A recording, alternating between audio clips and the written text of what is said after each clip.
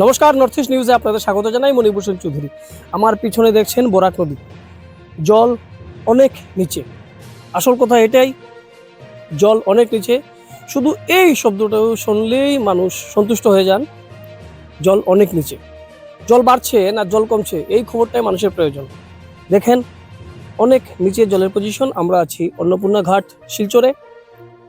সেতু দেখা যাচ্ছে, যে সেতু দিয়ে শিলচর থেকে দুধপাতিল যাওয়া যায়। নতুন সেতু, নৌকা চলছে এবং ইনল্যান্ড ওয়াটার ট্রান্সপোর্ট যে অফিস রয়েছে তার পাশে আমরা রয়েছি। জলের স্থিতি আজ সকাল থেকে জল কমছে, যদিও বেরেঙ্গা নিয়ে চিন্তায় আছেন অনেকেই। বেতকান্দি তেমন সমস্যা নেই, গতকাল আমরা নর্থ ইস্ট নিউজে তা দেখিয়েছি। আজ আমরা বেরেঙ্গাতে যাচ্ছি এবং এই মুহূর্তে জলের কি স্থিতি এবং কিভাবে ঘন্টায় ঘন্টায় কমেছে তা আপনাদের আমরা একটু তুলে ধরছি।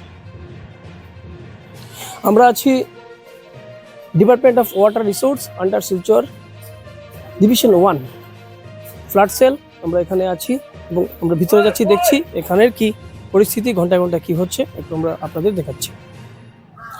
আজ সকাল 6টা থেকে জলের যে স্থিতি আপনাদের সামনে তুলে ধরছি।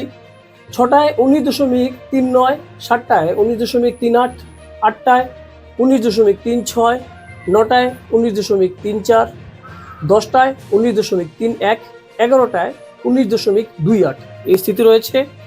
জল কমছে। আসল কথা হচ্ছে জল কমছে। কখনো দেখা যাচ্ছে 2 সেন্টিমিটার করে, বেসিক্যালি 2 সেন্টিমিটার করেই জল কমছে।